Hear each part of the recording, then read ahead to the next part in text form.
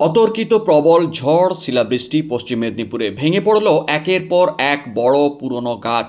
বিদ্যুতের খুঁটি ভেঙে মহিলার উপর পড়ে যাওয়ায় মৃত্যু হলো মহিলার দাসপুরে।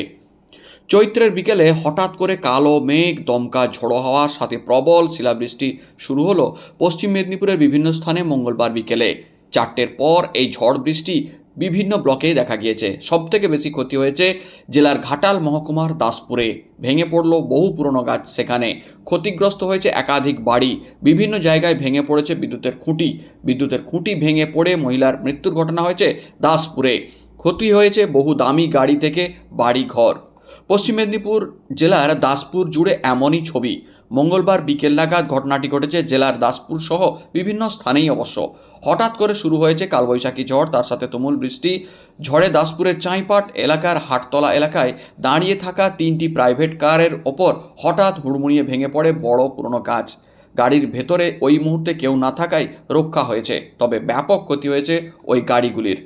বিভিন্ন এলাকায় বিদ্যুতের খুঁটি ভেঙে ও তার ছিঁড়ে পড়ায় ব্যাপক বিদ্যুৎ বিপর্যয় দেখা গিয়েছে ওই এলাকাতে। সেই দুর্যোগের মধ্যেই দাসপুরের বড় শিমুলিয়া দিঘির পাড় এলাকায় একটি বিদ্যুতের খুঁটি ভেঙে পড়ে ভারতী সাঁতরা নামে এক মহিলার মৃত্যু হয়েছে। ঘটনাস্থলে মৃত্যু হয়েছে তার। খবর পেয়ে দাসপুর থানার পুলিশ ঘটনাস্থলে পৌঁছে দেহ উদ্ধার করে ময়নাতদন্তের জন্য পাঠায়। স্থানীয় পঞ্চায়েত প্রধান প্রশান্ত হর জানিয়েছেন, বাড়ির সামনে গরু ছিল। তিনি গরু খুলে গোয়ালে প্রবেশ করানোর সময় হঠাৎ ঝড়ে বিদ্যুতের খুঁটি ভেঙে পড়ে, তাতেই চাপা পড়ে আঘাতে তিনি মারা যান। পুলিশ প্রশাসন প্রয়োজনীয় ব্যবস্থা নিচ্ছে। বিষয়টা আমাদের বিকালে 3:30 4টা নাগাদ যে আকস্মিক যে একটা ঝড় হয় কালবৈশাখীর, এই ঝড়ে আমাদের এই গৌ সাঁতরা স্ত্রী ভারতী সাঁতরা, তিনি এখানে তার গরু বাইরে ছিল, সেটা গোয়ালে ঘরে ঢোকাতে যে বেরিয়ে আসার সময় ইলেকট্রিকের পোস্ট ভেঙে তিনি চাপা পড়ে মারা গেছে।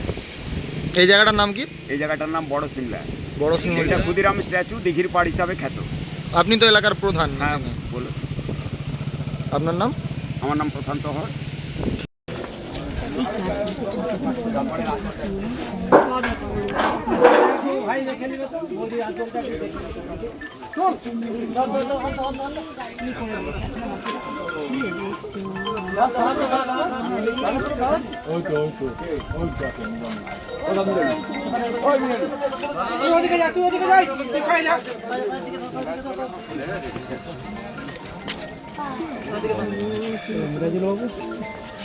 কাপড়টা একটু দেখবেন।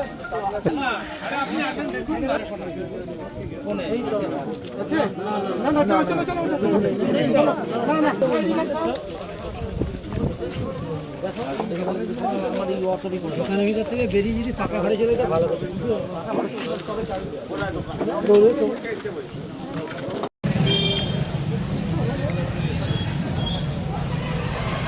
ছেড়ে দিই তাহলে।